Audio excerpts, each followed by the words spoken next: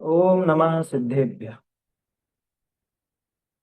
मंगलम भगवान वीरो मंगलम गौतमो गणी मंगलम कुंद कुंदाद्यो जैन धर्म सुमंगलम सर्वमंगल मांगल्यम सर्वकल्याणकारकम प्रधानम सर्वधर्म जैनम जयतु शासनम जैनम जयतु शासनम।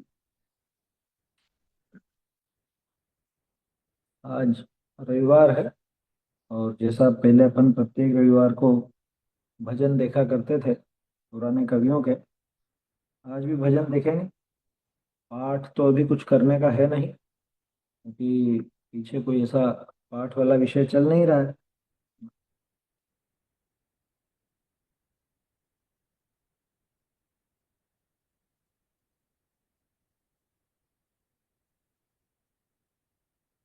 देखिए, भजन अपन दयानंद राय जी के भजन देखा कर रहे थे, देख रहे थे पहले।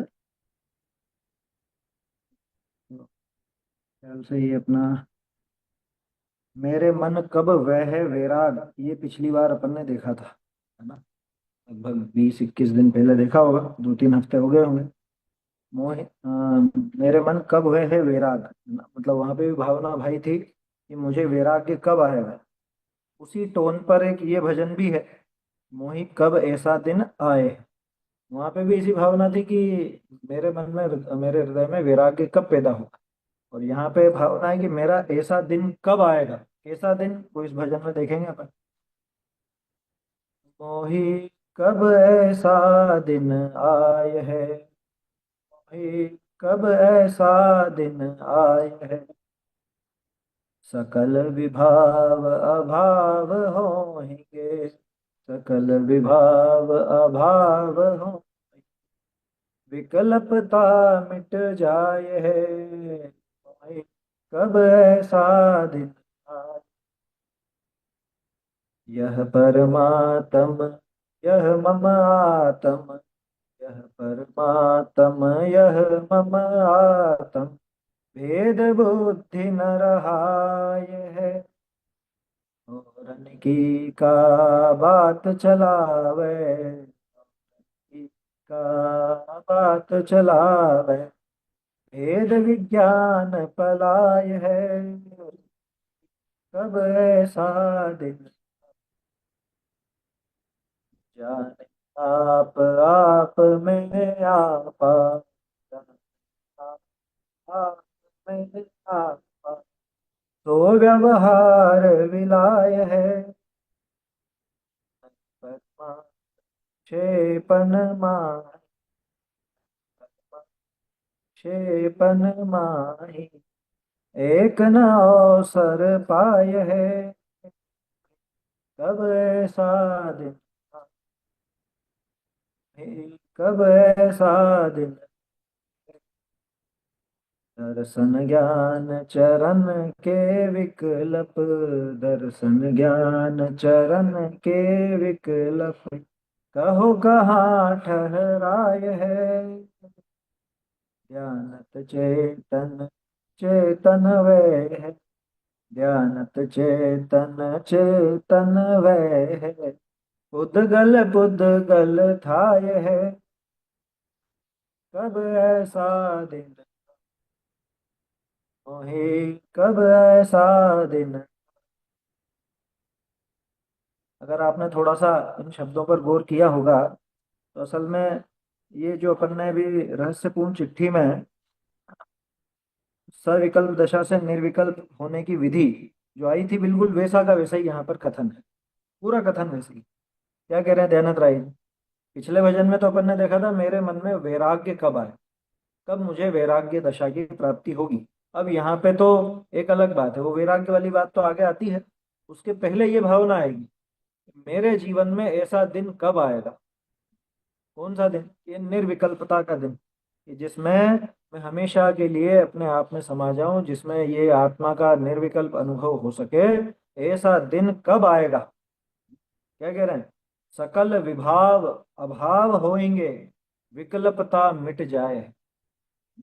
सारे के सारे विभाव, विभाव माने जो अपने स्वभाव से विपरीत भाव है, ऐसे विभाव, अब चाहे वो राग रूप हो, द्वेष रूप हो, राग में भी मंद राग हो, तीव्र राग हो, या कषायों की मंदता, कषायों की तीव्रता, अथवा शुभ राग, अशुभ राग, कैसा भी हो, पांच इंद्रिय के विषय भोग संबंधी राग हो, या जिनेन्द्र देव, शास्त्र, गुरु इत्यादि से संबंधित जो शुभ राग हो, कैसा भी शुभ या अशुभ राग हो, कैसा भी द्वेष हो, कैसी भी कषाय हो, इन सब विभागों का कब अभाव होगा और इनके विकल्प मिट जाएंगे, माने किसी प्रकार का कोई विकल्प नहीं रहेगा।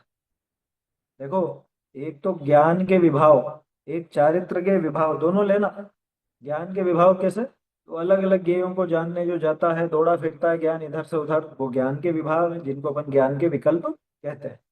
दूसरी तरफ चारित्र के विकल्प हैं, जो चारित्र के विभाव, शुभ अशुभ राग हो, किसी भी प्रकार की कषाय हो, क्रोध हो, मान हो, माया हो, लोभ हो, कैसा भी हो, पांच नौ कषाय हैं।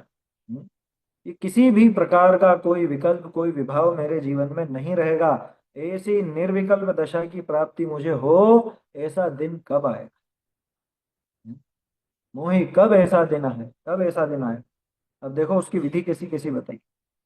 ये परमात्म, ये मम आत्म, ये सामने जो दिखाई दे रहे हैं जिनेन्द्र देव, जिनेन्द्र देव की प्रतिमा हो, ये तो परमात्मा है और ये मैं आत्मा हूँ, ऐसी भेद बुद्धि ना रहे। क्या, क्या मतलब, ये तो अन्य मत जैसा लग रहा है कि वहाँ भगवान से ही पूरा वो ऐसा कर लिया, एकाकार हो गए। वो नहीं है बात यहाँ पर। यहाँ तो जैसे 80वीं गाथा में अपन देखते हैं, जिनेन्द्र देव के स्वरूप को, अरहंत के स्वरूप को जो जानता है द्रव्य गुण और पर्याय से, द्रव्य गुण पर्याय आदि से जो अरहंत देव को जानता है, वही अपने आत्मा को जानता है। अब देखो ये जो लाइन लिखी ना, जोरदार है, ये परमात्म ये मम आत्म। आज तक कैसा देखते हैं अपन? ऐसा देखते हैं कि भगवान तो सब जगह शुद्ध है ना, वो तो द्रव्य से भी शुद्ध, गुण से भी शुद्ध, पर्याय से भी शुद्ध। यहाँ कह रहे हैं कि ये भगवान और ये मैं, है, मैं पामर वो परमात्मा, ऐसा भेद भी जहां पर नहीं रहेगा। क्या, ये परमात्म, यह मम आत्म, ये मेरा आत्मा और ये भगवान का आत्मा, ऐसा जब भेद नहीं रहेगा, भेद बुद्धि ना रहे, माने जैसा उनका स्वरूप है वैसा का वैसा ही मैं मुझे देखूं, मैं स्वयं को भी वैसा ही देखूं जैसा अरहंत देव को, सिद्ध भगवान को देखता हूं। कब आएगा ऐसा दिन? और वो दशा तो निर्विकल्प दशा नहीं हो सकती। वो चीज निर्विकल्प दशा नहीं हो सकती है, उसके बिना नहीं हो सकता। क्योंकि जहां एक भी भेद की कल्पना रही, थोड़े भी अंतर की कल्पना रही, अरे उनका तो ऐसा स्वरूप है और मेरा स्वरूप ऐसा है, या उनके तो पर्याय में ऐसी शुद्धता, मेरी पर्याय में अशुद्धता, या उनका द्रव्य ऐसा, मेरा द्रव्य, ऐसे तरह तरह की जो भावनाएं चलती हैं, वो तो भेद बुद्धि है। हाँ, ये जो बात चलती है, मैं जो हूँ वह है भगवान, वे जो हैं मैं हूँ भगवान, ऐसा, वो आगे की लाइन मत लेना, अंतर यही ऊपरी जान, वो नहीं लेनी है यहाँ पे। क्योंकि वो अंतर जो ऊपरी अंतर है, उसी के भरोसे तो इसने भेद बुद्धि चला रखी है। यहाँ कह रहे हैं भगवान से भी अभेद बुद्धि। भगवान से भेद का मतलब वही मैं हो गया ऐसा नहीं, जैसा उनका स्वरूप है वैसा ही मेरा स्वरूप। और ये सिर्फ विकल्पों का नहीं, विकल्पों में तो वो एक भेद ही खड़ा रहेगा, तो निर्विकल्प दशा हो जाए, बिल्कुल निर्विकल्प। तो बोलो भगवान में और इस साधक में क्या अंतर रहा? जहाँ निर्विकल्प दशा हुई, वहां पे क्या अंतर रहेगा फिर? ये परमात्म यह ममात्म, भेद बुद्धि न रहा है, औरन की का बात चलावे, भेद विज्ञान पलाए है। देखो क्या गजब, कितने उत्कृष्टता तक पहुंच गए। और दूसरे विकल्पों की तो क्या बात चलाएं हम, उनकी तो क्या बात करें। हमको उस समय खाने पीने के, घर वालों से बातें करने के, घूमने फिरने के, ओढ़ने पहनने के, ये विकल्प तो दूर ही रहो। और तो और देव शास्त्र गुरु की भक्ति करने के, स्वाध्याय में पढ़ने सुनने इत्यादि के, ये भी विकल्प दूर रहो। हम तो कह रहे हैं भेद विज्ञान का विकल्प भी जहां पर पला जाए, पला जाए मतलब दूर हो जाए। क्या, तो भेद विज्ञान करने जब बैठे, ये विकल्पात्मक स्वाध्याय नहीं, जहाँ पे अपने ही द्रव्य गुण पर्याय इत्यादि का इत्यादि का विचार करने बैठे, वो भेद विज्ञान। शरीर और आत्मा से भिन्नता का ज्ञान करने बैठे, वो भेद विज्ञान। कर्मों से आत्मा का भेद विज्ञान, राग से आत्मा का भेद विज्ञान जो करने बैठे, वहां उस भेद विज्ञान रूपी विकल्प की भी सत्ता न रहे, ऐसी निर्विकल्प दशा कब मेरे प्रकट हो? भेद विज्ञान पलाय, है ना? भेद विज्ञान भी पला जाता है। शुरू शुरू में तो पढ़ने पे ऐसा लगेगा आपको, भेद विज्ञान तो होना चाहिए ना साहब जीवन में, ये तो भेद विज्ञान को भी भगा रहे हैं। अरे भैया, निर्विकल्प दशा में भेद विज्ञान के विकल्प भी नहीं रहते। जहां भेद विज्ञान भी विकल्प रूप में शेष न रहे, ऐसा है ना। भेद विज्ञान भी जहाँ पे विकल्प के रूप में शेष न रहे, यानी कि अभेद अपने आत्मा में अनुभव हो जाए, आत्मा की ऐसी अभेद अनुभूति हो जाए, ऐसा। तो वो भेद विज्ञान भी जहाँ पर पला जाए, ऐसी है, ऐसा दिन मेरे कब आएगा, ऐसी निर्विकल्प दशा मेरे कब आएगी, ये भावना है। अरे ये भावना भी ना रहे, निर्विकल्पता की भावना भी जहाँ पे शेष नहीं बचे, निर्विकल्प हो ही जाए, वहां कौन सा विकल्प रहेगा फिर बताओ। है समझ, बहुत बढ़िया है। तो ऐसा भगवान से भी भेद नहीं रहा, किसी और प्रकार के अपने ये ज्ञान, ये दर्शन, ये चारित्र, ऐसे भेद का विकल्प भी नहीं रहा। राग आदि के विकल्प तो पहले ही दूर हो गए। और भेद विज्ञान संबंधी विकल्प भी, हालांकि भेद विज्ञान के विकल्प बुरे नहीं कहे जाते, लेकिन वो भी विकल्प है ना। और विकल्पों में तो सुख होगा नहीं, निर्विकल्पता में ही आनंद आएगा। तो आनंद जहां मिलता हो, ऐसी निर्विकल्प दशा कब मुझे प्राप्त हो, कब मुझे प्रकट हो, ऐसी बात है यहाँ। और देखो अब दूसरा छंद, जाने आप में आपा, स्वयं ही स्वयं में अपनत्व करे। क्या, मैं मुझ में रहने वाला हूँ, या मैं ही मेरा करता धरता इत्यादि जो अपन लगाते हैं, और स्वयं में, है ना, मैं मुझ में स्वयं से ही स्वयं को जानूं। यहाँ कह रहे हैं सो व्यवहार विलाय है। दो दो तरह से अर्थ निकाल सकते हैं इसके।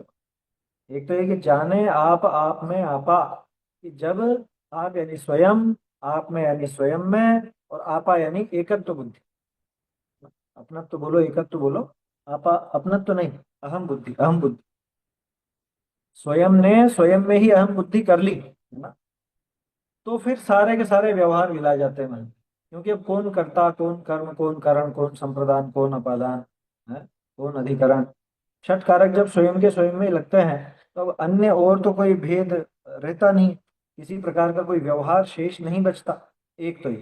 दूसरा, कि अरे मैं स्वयं स्वयं में स्वयं लीन हो जाऊं, ऐसा व्यवहार भी विलय हो जाए। क्योंकि अभी भी छह नाम बोले जा रहे हैं ना, अभी भी मैं ही मेरा कर्ता, मैं ही मेरा धर्ता, मैं ही मेरा कर्म, मैं ही मेरा करण, ये भी व्यवहार ही तो है। कि बस मैं अहम हूँ। अब उसमें कर्ता कर्म करण वगैरह लगाने जाओगे तो वो भी एक व्यवहार, भले स्वयं का स्वयं में लगाओ, उसको आप शुद्ध व्यवहार नाम दे दो, कुछ भी नाम दे दो, पर है तो वो व्यवहार ही। यहाँ कह रहे हैं उन विकल्पों से भी क्या, उन विकल्पों से भी बस हो, सो व्यवहार पलाय है, विलाय है। वो व्यवहार भी विलीन हो जाता है, समाप्त हो जाता है। ऐसी अद्भुत निर्विकल्प दशा कब मुझे प्रकट होगी, ऐसी निर्विकल्पता कब मुझ में आएगी। जाने आप में आपा, सो व्यवहार विलाय है। एक तो षट कारक में स्वयं में घटित कर लूं, है ना, घटित कर लेगा तो अपने आप ही दूसरा व्यवहार से तो दूसरे व्यवहार से मुक्त हो जाए, दूसरे जगत के अन्य वस्तुओं से कोई इसका व्यवहार रहेगा नहीं, है ना, विकल्पों में भी। और बाद में जब देखें तो उन निर्विकल्प दशा में तो ये विकल्प भी नहीं कि मैं मेरा कर्ता, मैं मेरा कर्म, मैं मेरा करण संप्रदान इत्यादि, वो व्यवहार भी विलीन हो जाए, वो व्यवहार भी शेष नहीं रहे।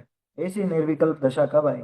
और देखो आगे क्या कह रहे हैं, नए परमान निक्षेपन माही, एक न अवसर पाए। नए है, प्रमाण है, निक्षेप है, इन सब में भी एक भी अवसर नहीं पाता, यानी कि ये सब नष्ट हो जाते हैं, विलय हो जाते हैं। निक्षेपों के चक्र विलय नए नहीं जन्मते, अर प्रमाण के भेद अस्त हो जाते भाई। उदयति न नए श्रीरस्तमेति प्रमाणम, क्वचिदपि च न विद्मो याति निक्षेप चक्रम। ये कहाँ वो चले जाते हैं पता नहीं चलता। ये आगे ना बात, नए परमान निक्षेपन माही, नयों से, प्रमाण से, निक्षेपों में एक भी इनमें से अवसर नहीं पाता। क्या मतलब, अरे ज्ञान न तो नए रूप चल रहा है, न प्रमाण रूप चल रहा है, न निक्षेप रूप चल रहा है, इनका सहारा ही नहीं ले रहा। क्यों, क्योंकि आत्मलीनता हुई ना, वहां पे तो निर्विकल्पता है। ये सब ज्ञान के विकल्प हैं, इस नए से जाना, इस प्रमाण से जाना, है, इस निक्षेप से जाना, या और भी जो प्ररूपणाएं होती हैं, सत प्ररूपणा आदि, उनसे जाना, कि एक भी इनमें से अवसर नहीं पाता, इनमें से एक को भी अवकाश नहीं मिलता कि ये कुछ कर सके। क्योंकि निर्विकल्प दशा में तो आत्मलीनता होती है, वहां पे नए प्रमाण, निक्षेप इत्यादि सब गायब हो जाते हैं। रहस्यपूर्ण चिट्ठी में अपन देख रहे थे ना, सविकल्प से निर्विकल्प होने की विधि, तो वहां ऐसे ही है। पहले आत्मा को नयों से, प्रमाण से, निक्षेप से, प्ररूपणाओं से और चीजों से जानेगा। लेकिन जान करके बाद में उन विकल्पों का तो नाश हो जाएगा, वो विकल्प शमित हो जाएंगे, और सिर्फ ज्ञान ज्ञान ज्ञान रहे, निर्विकल्प दशा। पहले जानना होता है, ये बात सही, लेकिन सिर्फ वो जानना नहीं रहता, वहां पर अनुभव में तो निर्विकल्पता आ जाती है। तो ऐसी निर्विकल्प दशा कब होगी कि जिसमें स्वयं स्वयं में स्वयं ही पूरा लीन हो जाएगा, षट कारक स्वयं में घटित होंगे, बल्कि वो व्यवहार भी कहने का नहीं रहेगा, और नए प्रमाण, निक्षेप इत्यादि की भी कोई गुंजाइश, कोई संभावना नहीं रहेगी। देखिए आगे एक और अंतिम छंद। दर्शन ज्ञान चरण के विकल्प, कहो कहाँ ठहराए है। जब ऐसी निर्विकल्प दशा हो, जहाँ सभी विकल्पों का अभाव हो जाए, उसके बाद तो क्या दर्शन, क्या ज्ञान, क्या चारित्र। तो कहते हैं ना, आत्मा को जानो, किससे जानो? दर्शन से जानो, ज्ञान से जानो, चारित्र से जानो। आत्मा के अनंत अनंत गुण हैं? ज्ञान, दर्शन, सुख, वीर, चारित्र इत्यादि, है ना। अस्तित्व आदि 6 सामान्य गुण है, ज्ञान आदि विशेष गुण है। इन सब के माध्यम से जानता है। यहाँ कह रहे हैं कि इनके विकल्प भी नहीं, अन्य विकल्पों का तो अभाव हो ही गया, कि घर मेरा नहीं, परिवार मेरा नहीं, रिश्तेदार मेरे नहीं, है, और जो सामग्रियां हैं वो मेरी नहीं। अरे यहाँ कह रहे हैं कि ज्ञान, दर्शन, चारित्र आदि के भेद भी मुझ में नहीं, क्योंकि मैं तो उनका पिंड हूं ना। ऐसे भेद रूप थोड़े नहीं कि ज्ञान अलग, दर्शन अलग, चारित्र अलग। अलग अलग देखने जाता है तो वहां पे विकल्प ही खड़े होते हैं, वहां पे दुख ही हाथ आता है, विकल्पों में सुख नहीं।